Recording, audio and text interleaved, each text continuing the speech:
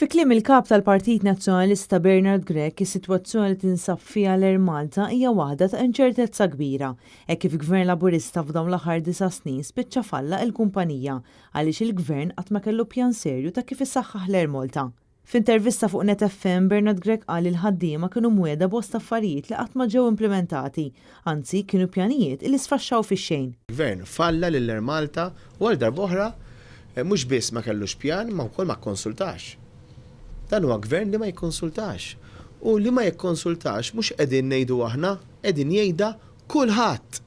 Għalwa l-ħaddiema tal-Air Malta jgħidulek l-imsieħba soċjali, jgħidulek anke numru ta' qdiet illi jgħaddi minn fuqhom isu romblu, iħoss illi m'għandu għalfejn jikkonsulta ma' ħadd. Bernard Grech semma sitwazzjonijiet oħra fejn il-Gvern mhux qed jikkonsulta dwarhom fosthom il-ħatra ta' kummissarju tal-Standards u anke l-Ombudsman. Mill-aktar fis possibbli għandna nerġgħu nibdew niddiskutu ħalli nkunu nistgħu ikollna l-Ombudsman kif ukoll il-Kummissarju tal-Standards in place biex ikunu jistgħu jwettqu x-xogħol meħtieġ ħalli nkomplu f'dan il-pajjiż nollu l-standards għal ġid tal-pajjiż kollu. Il-kap tal-Partit Nazzjonalista qal li kulħadd għandu dritt illi jkollu kwalità ta' ħajja aħjar. Bil-Gvern Laburista qed ikompli jiskuża lil kull min qed jabbuża mill-għoli tal-prezzijiet u mu qed jagħmel kważi xejn biex jindirizza din il-problema li qed taffettwa lil kulħadd. Qed tkompli titnaqqar il-kwalità tal-ħajja tan-nies. Il-kwalità tal-ħajja tan-nies titnaqqar ukoll bit-telqa fil-pajjiż. Tajjeb? Għanna kull fejn tħares, telqa kbira.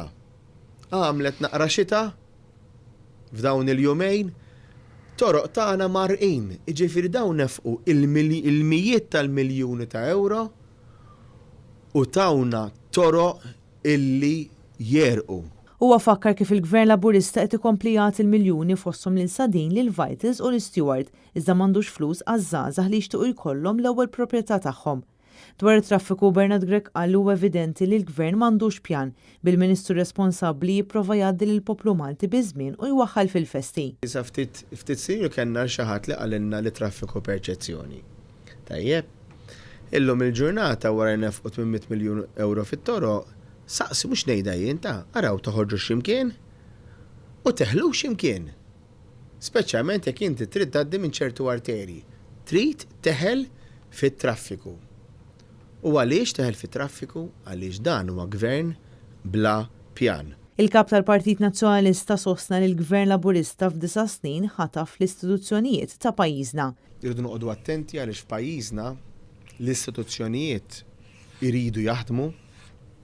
Kull min qiegħed imexxi jew jaħdem f'xi istituzzjoni oħra għandu obbligu lejn il-Kostituzzjoni u lejn il-poplu Malti u Awċi. Marija Franca Lanza għal Net News.